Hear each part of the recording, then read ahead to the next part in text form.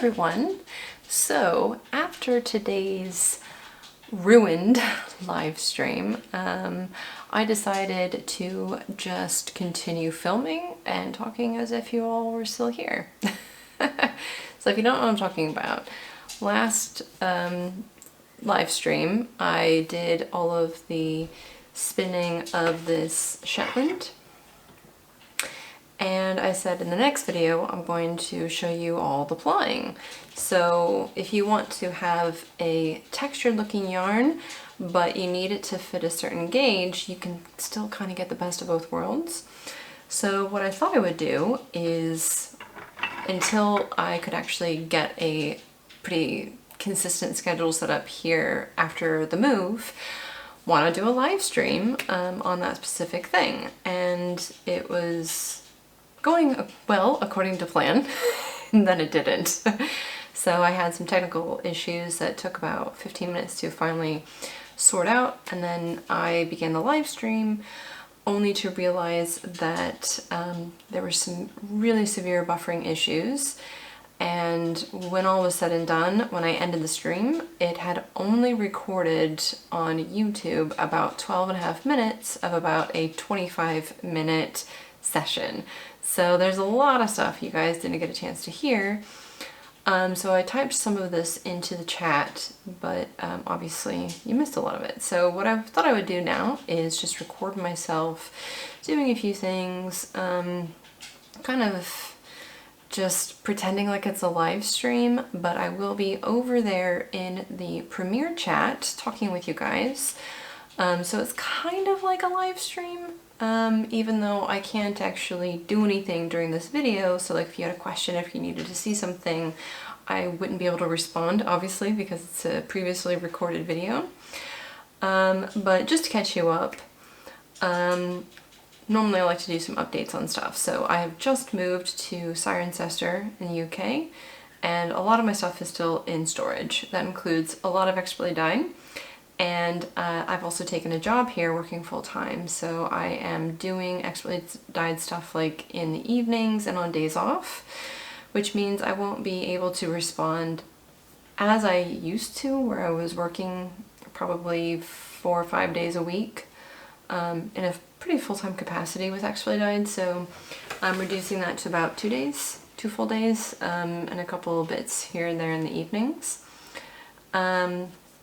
So it shouldn't really mean too much to you guys, but I may not be able to do live streams every single Sunday, and I might have to do some on Saturdays, some on Sundays, because like for example, next week I'm working the entire weekend, so I won't be able to do a live stream. But the following weekend I'm off, so I might be able to do a live stream on a Saturday.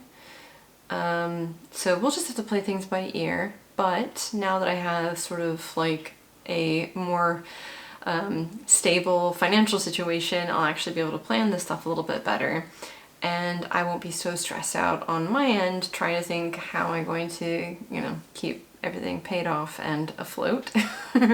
So we'll actually be able to do some fun stuff, whereas I really couldn't afford the time or money before. So in some ways, you know, there's the whole, you know, give and take of the situation. So being able to work full-time means that I have slightly less time for expertly dyed, but also means I have more affordabilities for expertly dyed, so hopefully that makes sense. But anyway, the other thing I wanted to talk about, because this bit was cut a little bit short, were these new yarns that I have. So if you are a patron on my Patreon, you will have seen these already, but I pretty much wanted to come up with a few fall colors or autumn colors. And this one may not seem very autumnal, but this is sort of also the time of year when you sort of get like that green and dead stuff, as well as all those beautiful oranges and yellows and reds. So this is a yarn that I've called Overgrowth. And it's really lovely. These browns and greens, like that. And these are also going to be available on a few different bases. and they're 100% repeatable. So that's the first one that I've done that I've not been able to show the rest of you.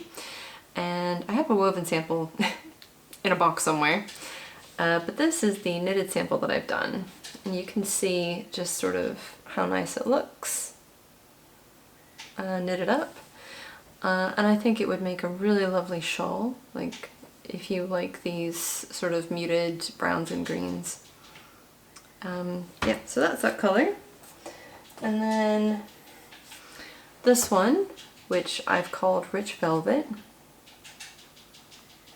It has some lovely pinks and burgundies and purples and greens. And the reason why I love this one, it's called Rich Velvet. So the reason why I love this one is because it looks like all of those crushed velvets that you may have seen at like Joann Fabrics or something, kind of all mashed up into one. So I've kind of preempted the holiday season coming up, and it's not too Christmassy, but I think it's Christmassy enough where you kind of get the theme, but it doesn't look like it's only for, you know, December. So if you wanted to make something for, you know, late November into sort of like early spring, just sort of those darker, more saturated tones, I think this would be a really good colorway for that. Again, I've got this on different bases. I have not done any samples with this, so I don't have any woven or knitted samples of this color yet, but I will. I found the tools that I need for that. I couldn't find my bobbin winder and I couldn't remember exactly which box I put it in. So I found that, and so I'll be able to actually get this underway, and then I will be posting these probably to Instagram, and then from there Facebook and Twitter. And now you're seeing it here on YouTube. But yeah, so I think this is also going to be a really nice color. And again, these are 100% repeatable, so if you want to buy more of it later, you'll be able to just fine.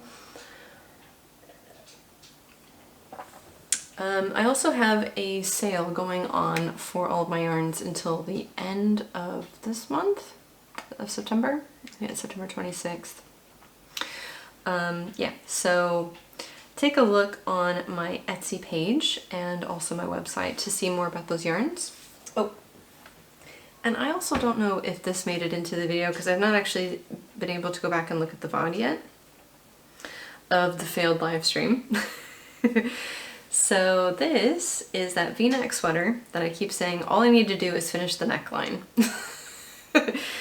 And I finished it.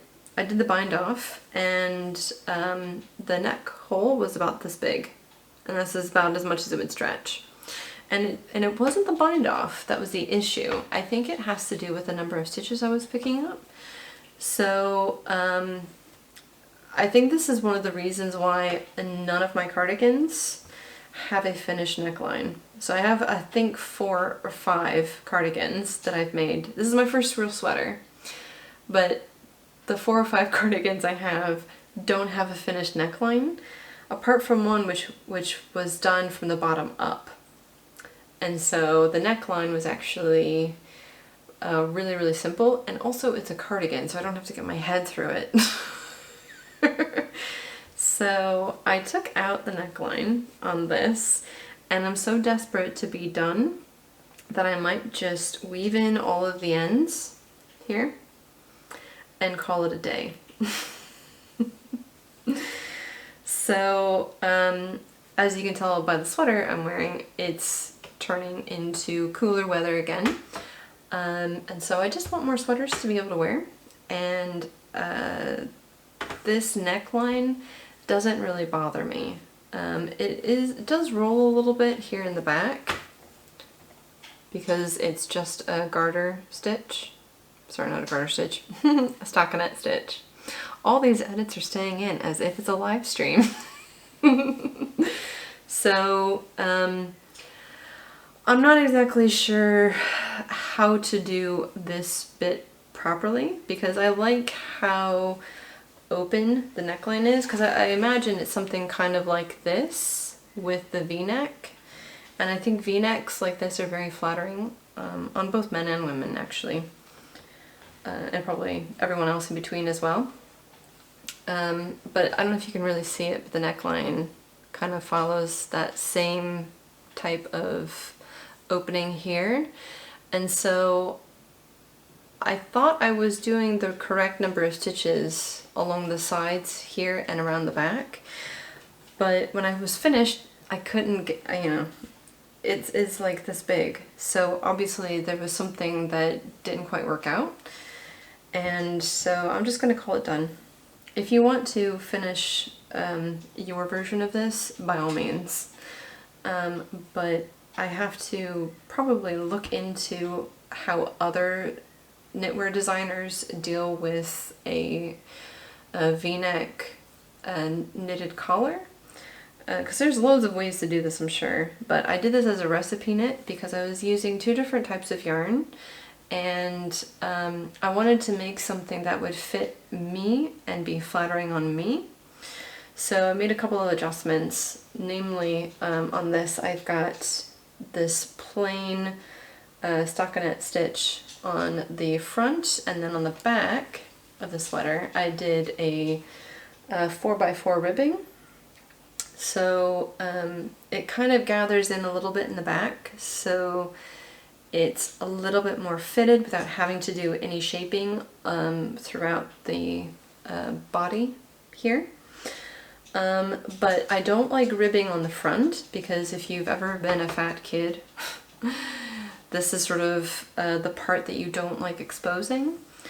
And ribbing makes it more prominent. So this was a way for me to be able to do both. Have something that looks really nice and flattering, but hiding the bits that I don't want to be seen. And then here I've left, actually, this is the bit where I separated the sleeves from the body. So it's this purple yarn right here. And with that, I decided to go ahead and just leave that in there. But I wanted to increase the shoulder size a little bit because you may not be able to tell, but I'm very squared off. I'm more broad shouldered than other women might be. And because of that, any kind of like cap sleeve or like a fitted cuff that's designed to go over here and give you like a little bit of a puff sleeve, I have a tendency to rip them. And it's because there isn't enough fabric to go across my back and the shoulder. And when I started weightlifting more the start of 2020, that got worse. So I've just added some short row shaping over this part, which means that this part of the, it's difficult to see, this part of the shoulder between my 2 fingers here is a little bit wider than it is in the underarm. Since I didn't want a bunch of stuff under here, right? I just wanted to increase the amount of fabric here to kind of give a little bit more room to my shoulders so that I wasn't like busting through it. And that actually has worked out brilliantly. I didn't even have to do that many. I think I did it about 6 short rows in total, and then I did the whole sleeve together. And then I also did a jogless stripe here, so the collar doesn't have a bizarre jump. If you don't know what I'm talking about, there are other YouTube tutorials that I'm sure you can find, but in my Mutt and Jeff Cozy, if you go to my website, I show you how to do a jogless stripe. So if you're doing color work in stripes, you don't have a point where the color just suddenly jumps up a level, because circular knitting is a bit like a spiral. So anyway, I'm going to finish this as is. So those were the couple of announcements that I tried to make during the live stream but wasn't able to. So now that that is out of the way, I will be able to carry on and actually finish the skein of yarn. So I have on the floor my third bobbin, and then I have my 2 bobbins on my Lazy Kate. And because I thought it would be maybe interesting to show you how I remove a skein of yarn once this bobbin gets full, what some spinners will do, especially if they have lots of yarn left to ply, they'll just take that off and put a fresh one on. But I have a very limited number of bobbins, so I can't really do that. And I'm lazy. I don't want to take it off here. I just want to unwind it from it. I will show you what I do for that, just in case you've ever been curious, or if you want confirmation that you are not alone. So, I've just given this a little bit of an oil, and now realized that my cable for my camera was actually sitting on one of my footmen. That would be bad. Okay, so I've given it a bit of an oil, and as I was talking about in my last successful live stream, so that would have been about three weeks ago or so, a little over 3 weeks ago, what I decided to do was embrace the fact that I am very controlling, even though I don't want to be sometimes. I like texture and I love the look of chaos in yarn. It's just visually very interesting for me to look at. But let's say you want to spin something that has a very confined gauge. And so how do you maintain some visible texture but ensure that you aren't making a yarn that won't fit a slightly more conventional pattern? And by conventional pattern I mean those patterns that are designed with commercially spun yarns. So in that last video I took a textured Shetland batt that I made and showed you how to draft it so that the main part of the wool is a very consistent gauge. In this case, I think it's probably, I'd say, it's a little bit thick to be a lace weight yarn. It might be a fingering weight yarn, but the goal was to get a 3-ply that was around a DK or double knit. So essentially what you want to do is kind of keep that in the back of your mind as the size gauge that you're aiming for. So whenever possible you want to spin to that gauge. However, there are going to be these moments of texture and color, and you might want to highlight and emphasize it. So this bit right here, you can see it's a little bit thicker, and this little yellow bit right here, it's also a little bit thicker. And so what it's going to do is it's going to create some visible texture in your yarn. Yeah? So that's going to be a thick spot, but because of the rest of the yarn being really, really consistent, when you're knitting with it, this is going to predominantly be the gauge you're working with, except for these little bits where you might have a slightly thicker stitch, but overall it's not going to interfere with the gauge of your project. And I've done this little trick for other things that I have made, and it's been really quite successful, but I've never done this as a tutorial or really talked about it much. So I thought this would be a really great opportunity to do that, because it's something I'm particularly good about. One of these days I will just learn to spin with my non-dominant hand, or in the opposite hand that I normally spin with, and you know, produce yarns with lots and lots of texture that I can't forcibly control. But until then, I'm going to sort of show you how I take what could be sort of a negative thing and turn it into a positive. Even though I wouldn't really say the way that I spin is a negative way of spinning. But it does kind of mean that certain characteristics of wool get overridden by my overt desire to have absolute control of the consistency. So yeah, that's basically what I'm doing here with this yarn. And I was going to spin this for Tour de Fleece, but that did not actually go according to plan, partially because my mom was here for my graduation. But I decided, because it was already ready to go, I was going to spin it next and do some kind of woven project with it. Believe it or not, I don't have much in the way of handmade things for myself, but I do like to freshen up my wardrobe every couple of years. So the last scarf that I made myself was, I think, start of 2020? Maybe at the end of 2019.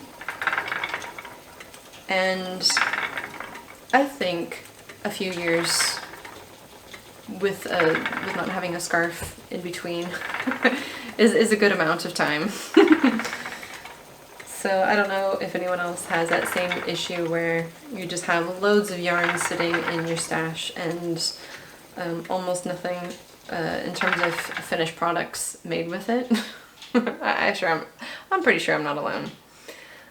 So the idea was to turn this into a new woven scarf. Now, one of the other issues is I don't have a good place for my loom, and before what I used to do is I would leave it propped up against a wall, and over the course of 2 or 3 months I'd weave a little bit, and then suddenly I'd be like, oh, I just want this project to be done, so then I'd sit down and just weave it until it was pretty much done. But I think I need to get a stand, because if I have a stand I will weave more consistently, and then I'll be able to finish more projects and actually use some of my hand spun in making woven scarves for my Etsy shop. So if it's there and it's available and it's easy to do and I can sit comfortably, normally I have to sit on the floor to weave. And if you are a little bit older, you probably know that sounds like a recipe for sore muscles and aching limbs. You're not wrong. So I want to get away from weaving while sitting on the floor. Even though we've got carpet in pretty much all of our house here, I just don't want to sit on the floor and weave. So I still have that project from when I first did it for the Tour de Fleece, sitting on the loom. So I need to actually get back to finishing that, because I've only woven about 8 inches, and 8 inches is not a scarf. I think I have about 72 inches as a goal. So that would make it, what, 6 feet? So 6 feet is a pretty good scarf length in my opinion, especially since the one that I'm making is going to be a bit wide, and it's a lightweight one, so it should gather up really nicely as well. So yeah, I need to finish that before I can get this yarn on there. And I also wanted to weave a blanket with my other Tour de Fleece yarn. So there are 3 projects that I have set for the loom, and it's not going to get anywhere if I have to sit on the floor to weave with it. But yes, this will eventually become a new scarf, and that will be, I think, my 3rd woven scarf, which I guess is a pretty decent number of scarves to own. That way you have some choice. So I have my mini breed scarf, and then I have the one that I made from yarns that I bought while I was in Copenhagen. So back in 2018, I was there for a textile workshop seminar for 2 weeks, and they have there at Lyra, their experimental open air museum. They have a textile center inside, and one of the ladies, I think Anna Batzer, she's pretty well known for her knowledge of natural dyes, and so she was doing the natural dyes for experiments, and also they had some yarns there to purchase. So I bought some of the yarns that she dyed, and I didn't know what to do with it at first, so I just held on to them. And then I had this other yarn that I spun from a fiber event that I attended the previous Christmas with our guild in Leicester. Basically what we did is we all brought in, I think it was 50 grams or 100 grams of wool, and it could be whatever, just, you know, something nice. And then we would make kind of like a wreath or a ring shape or a donut shape on the table, and everyone who contributed would get some back. And so the idea was we would all kind of get a little bit of everyone's wool, and then we would make something with that wool that we've got. So I used some, oh, that's what I did. It was 50 grams from the wreath, and then I contributed 50 grams of alpaca from another guild member. And I produced a really lovely yarn, but I wasn't sure what to do with it. So I had that in my stash, and then I came back with this yarn from Copenhagen, and I was like, you know, I think this needs to be combined. Actually, I might have made that scarf in the end of 2018, not the end of 2019. It's a steel trap, you guys. No information escapes. So, yeah. I think it's time for a new scarf.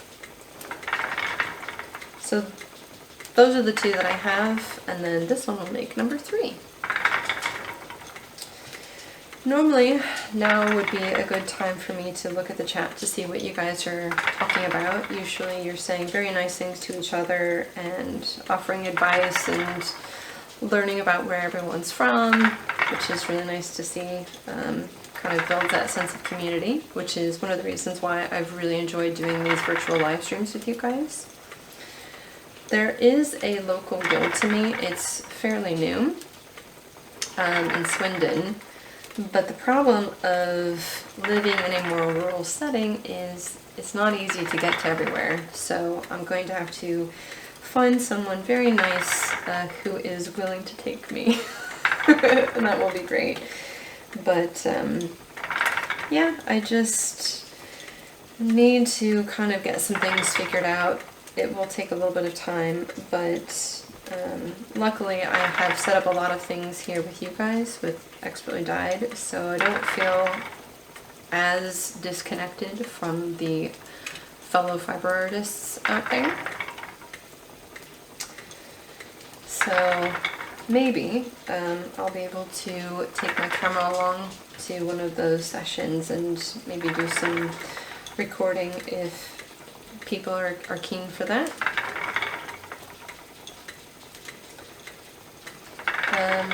Yeah, so I'm pretty much nearing the end of this bobbin. It's getting pretty full, and I might need to pause this video for just a second and do a video cut because I think it only records so much time.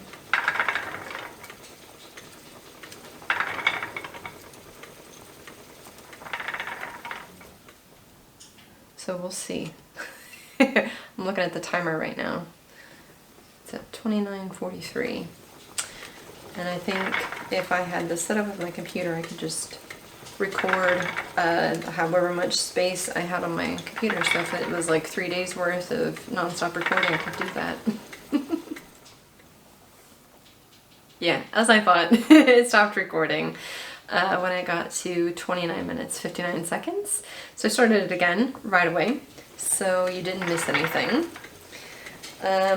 So like I said, I'm nearing the end of this bobbin, and I'm not really paying too close attention to how much is left on my bobbins, because I found that in my head I always kind of play this game, maybe you do too, where I'm thinking, oh, it's going to be this bobbin that ends first. And sometimes I'm right.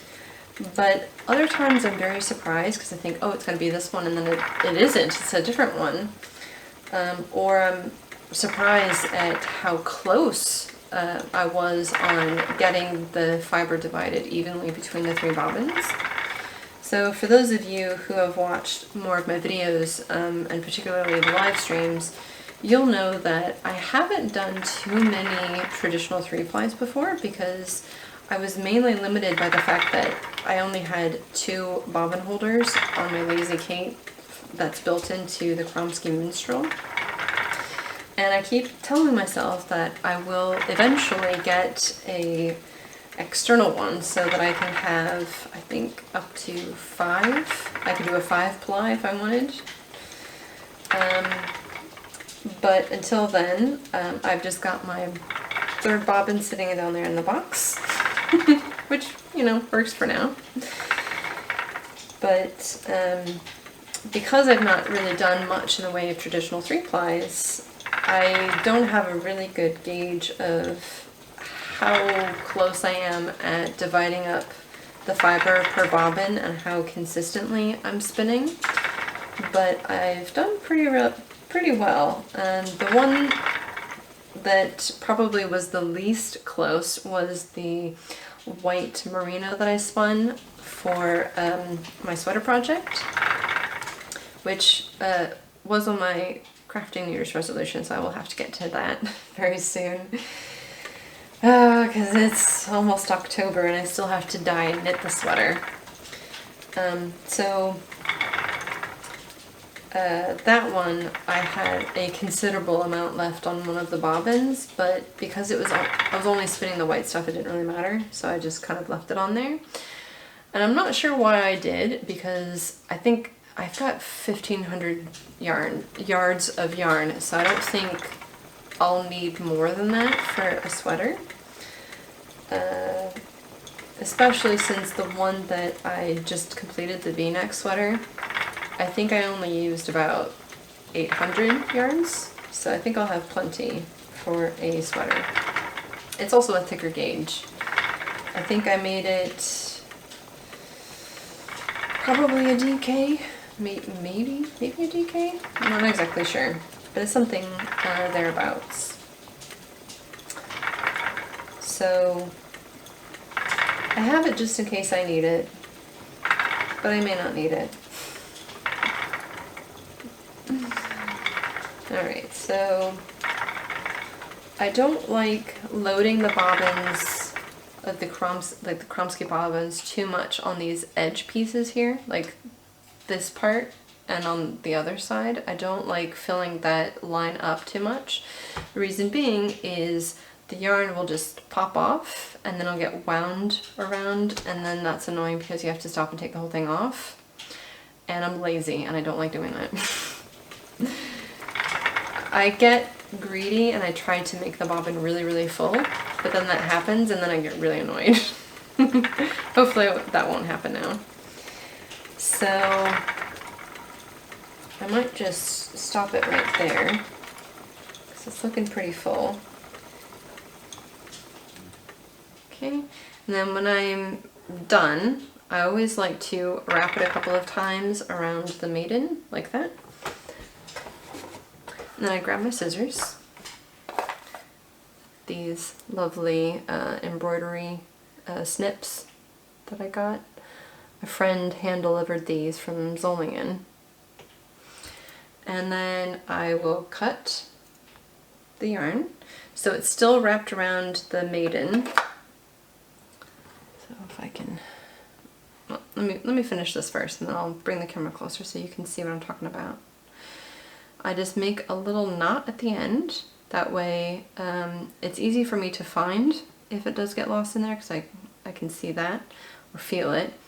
And then I just pull it through like that, and then I just wrap it into the sort of crevices between the two bumps there, and then I just leave it sticking out a little bit like that. So with that like that, I will bring the camera a little closer and you'll see what I'm talking about here. So, oh, wrong way. I know, great camera work, huh? So you can see that I have it still kind of wrapped around here. And that means that once I have it wrapped around here, I tried to keep this so there's not as much slack, so that they don't pigtail while I'm waiting to finish this off and begin plying again. So that's basically it. And then you can see my box down there with my other bobbin. Lovely. Let's get this back in place. Okay. Ooh, the sun's come out. So that's the west, this is the east. And because it's getting near dinner time, the sun is coming straight in and kind of washing things out a little bit. So hopefully it's not too bad. Let me try to adjust that really quick. Okay. Ta-da! Okay, that should be a little bit better. Yeah, that's gonna be fine. So, like I said, I'm lazy. So what I'm gonna do, I've got my Kromsky matching Nitty Noddy. So I'm just going to rotate that. And then I always like to undo the drive band from the bobbin, and then I rotate it basically 90 degrees. So pick that up and rotate it a little bit. Lower this just a touch. There we go. I still can't see that. Okay, let's see here. It's like a live stream. You don't need to see my face, but you do need to see what I'm doing. Okay, so the wheel was facing here. I've rotated it now so that its side is facing me. And so now I'm going to grab this bit, pull it off, and then I just tie one overhand knot onto this section of my Nitty Noddy, and I'll hold that there with my thumb. And then I just unwrap it like this.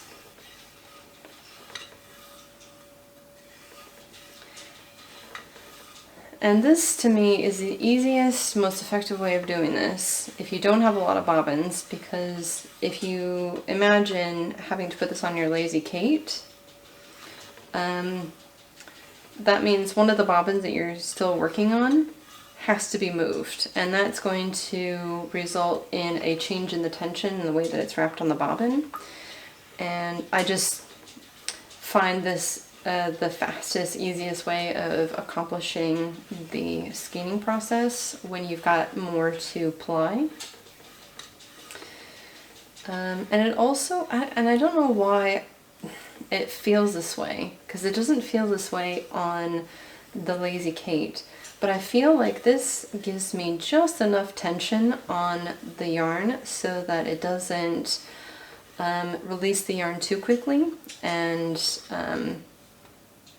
causing pigtails to sort of build up. I don't get that when I have it on the Lazy Kate, and I don't know if anyone else has noticed this either, but like seriously, when it's there, it gives me just enough tension or resistance to make this go by really quickly. So hopefully you found this part interesting. Maybe you do it this way, or maybe you do it a different way. And if you do it a different way, I would love to hear how you do this. because I'm always curious to see how people accomplish the same thing as me, but they do it in a different way, or they have like modifications that they go through. It's just, I've never bought more bobbins than has come with my wheel. So, you know, I'm always just working with the limited number that I have. But there are other people out there who have loads of bobbins, and so they can have lots of different projects ready to go, or they'll set aside bobbins specifically for a project, so they'll put the bobbins with the wool in a project bag. And that means they can't commit those bobbins to something else.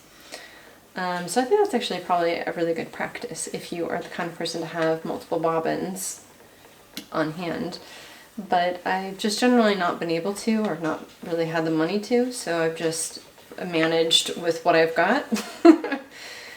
And because I'm usually quite a busy person, probably a little bit to my detriment, I always like to be doing stuff. I find the most efficient way of accomplishing something so that I can just get on with the next thing. And that's part of the reason why the troubleshooting that I had to do earlier for this particular live stream was so annoying, because I hadn't anticipated any problem like this. So I always try to get everything set up about 20 to 30 minutes before the live stream is scheduled to go. So if it's at 4, I try to get everything underway with setup around 3:30. But even with that, I was having this really bizarre problem where basically my live shoot feed would freeze after about 3 seconds. And I couldn't get it to sort of refresh or something. So, you know, it was just so frustrating. It took a whole half hour to get everything ready to go after that. But to me, it feels like such a waste of time when there's no obvious reason for it to suddenly be that way. Everything was updated, I've done everything the exact same way for months, and then suddenly it doesn't work, and then I'm at a loss on what to do, because, you know, the technology shouldn't just stop working and then suddenly start working again. It doesn't make any sense. So I know that's not the way reality works. But in my head I think, oh dear, what a waste of a half hour. And it was also annoying because it cut into the stream time. So I had to ask everyone to bear with me while I was dealing with this delay, which, you know, everyone was kind enough to wait for me. But to me, it just doesn't feel very professional. And then I also feel very incompetent because something that should work doesn't work, even though it has very little to do with my competency.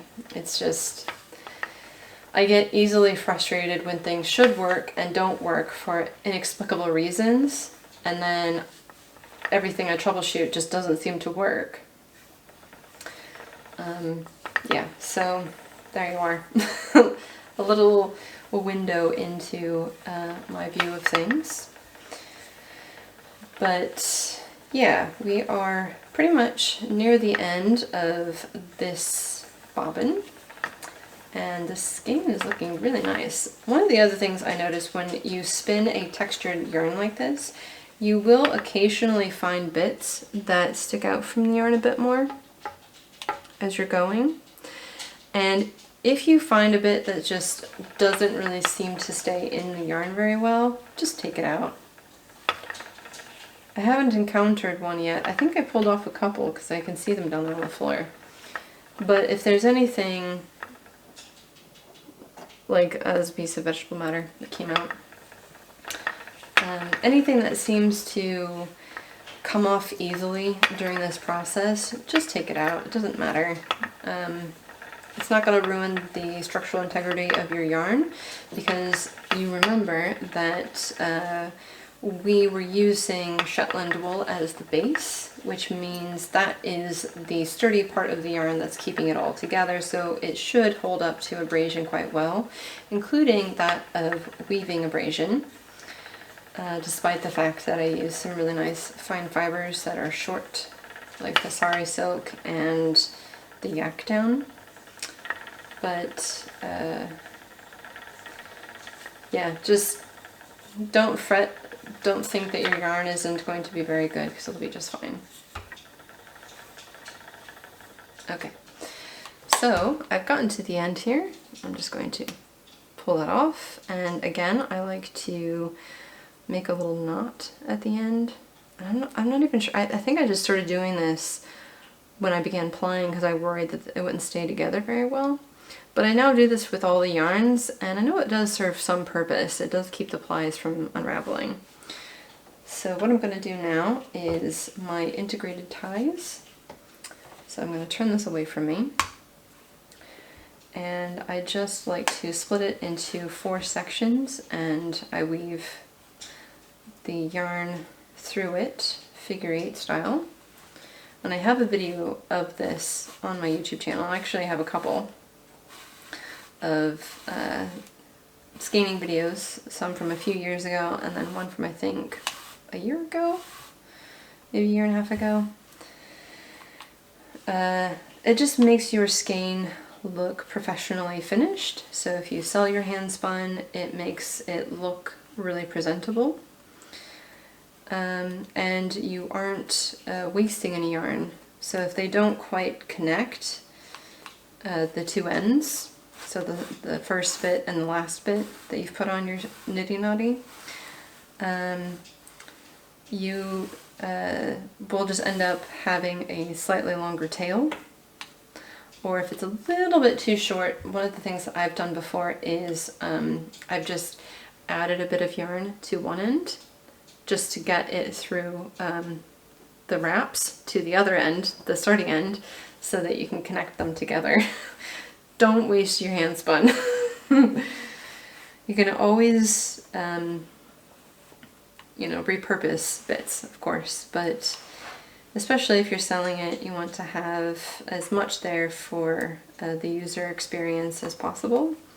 So I just like to give as much as I can for that reason.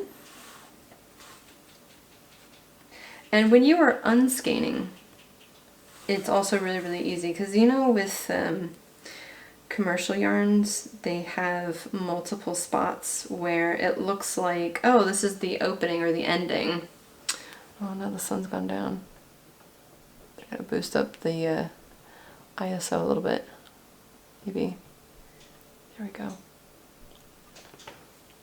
Don't want you to think I'm living in a cave.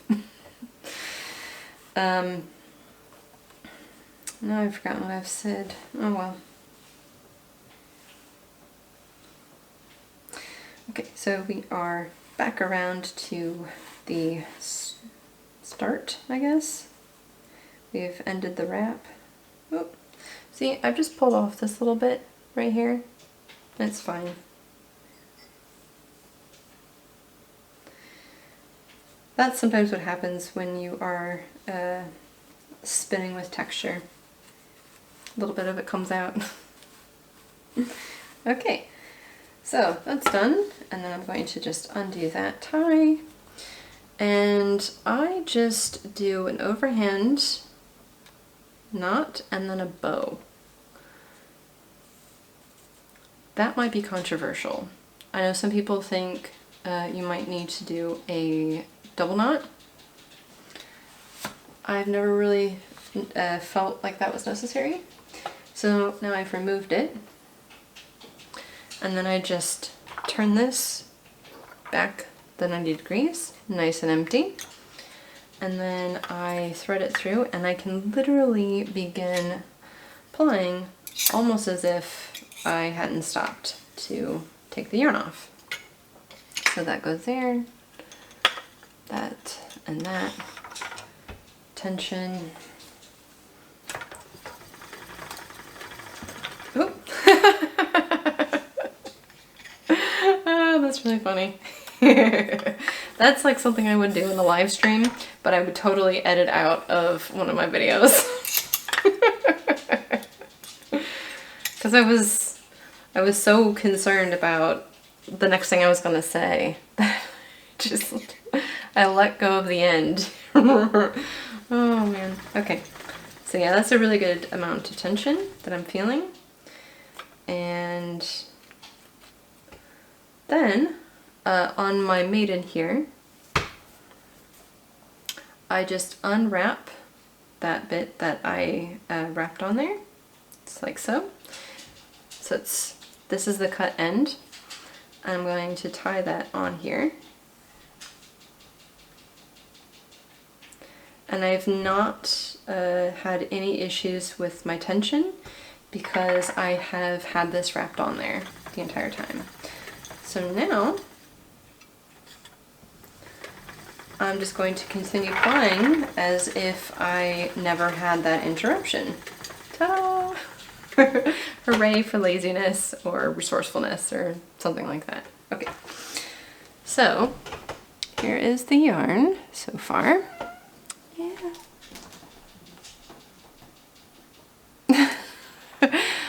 Layla has really taken a liking to my chair that I'm sitting in. And every time I've gotten up, she's taken it.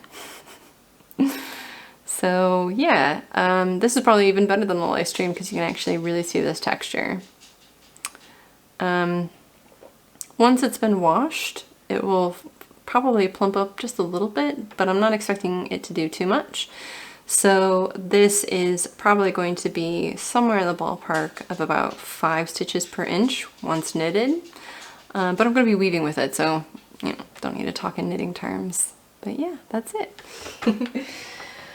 Okay, so hopefully you guys have enjoyed this faux live stream, and if you are over in the Premiere chat with me, hopefully you've had a good chat with me as well. And this might just be what we need to do in the interim until I can get my better internet set up, because I don't want anyone to have to suffer with buffering issues. I mean, had this been, you know, 12, 15 years ago, doing live streams, it'd be like, you know, new. It would have sort of like that experimental feel to it. But it's just unacceptable in 2020, so I don't want to have to subject anyone else to that. Even though I know a lot of you end up listening to me a bit like a podcast, I feel like this is a much more enjoyable experience, whether you're watching or listening or both. So yeah, and the other thing is, if I do another one of these for a different project, then I can get this set up for those particular weekends when I have to work. That way we can do a full live stream together, and I can previously record it and then set the premiere when I know I'm going to be home, and we'll just carry on kind of like we're all watching me spin together. That sounds kind of weird and a bit self-serving, but you know, we're just gonna go with it. And the last thing I wanted to kind of talk about was, what should we call this? I'm calling them virtual guild meetings, or you know, they're kind of like live streams, but I think we should have a name for them. Something clever. I keep kind of alternating between what I'm calling them, like Sunday spins or Sunday spinning meditations, or, but it's not just about me, it's about, you know, all of us kind of coming together and doing something at the same time, even if we're geolocated in different places, and the time on our clocks might be different.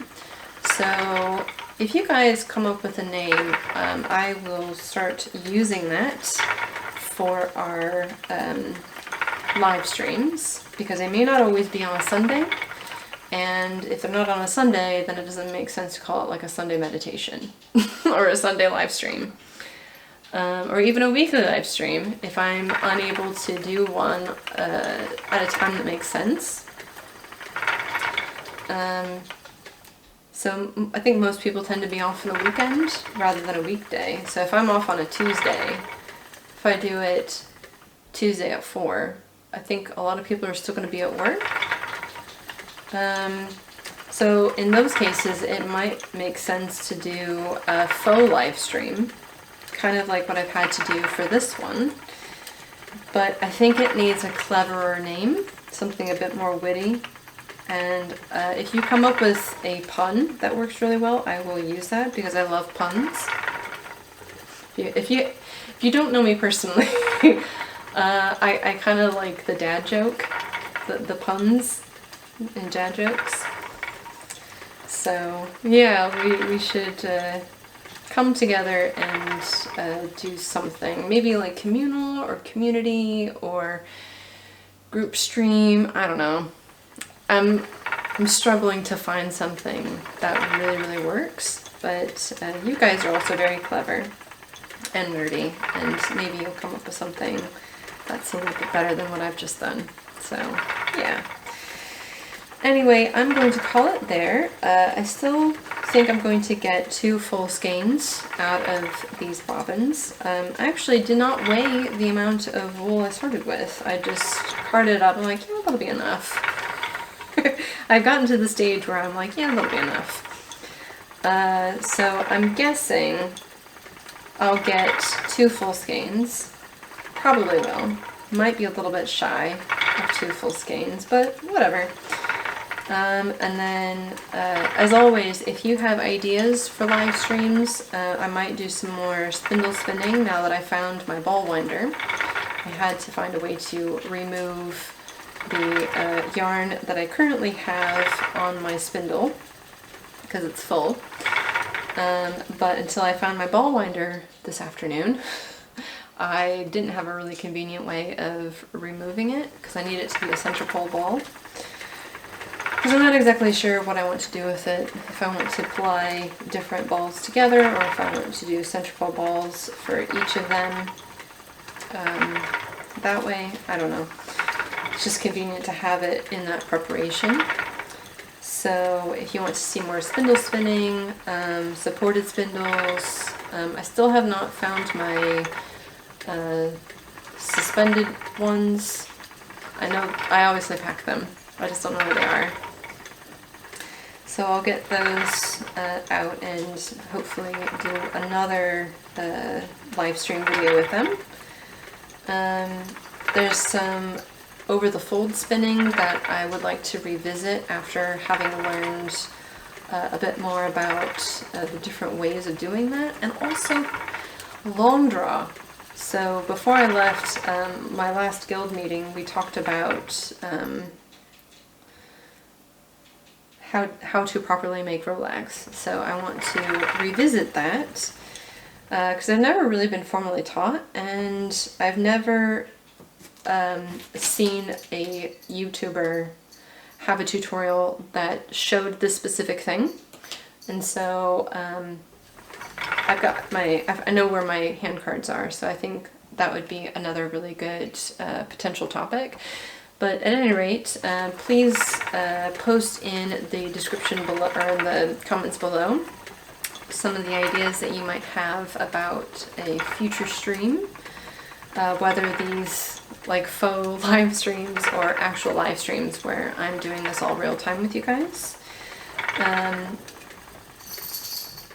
I'm here to sort of teach and learn and do things together with you guys, so I think that would be a really good idea if you guys submitted some ideas.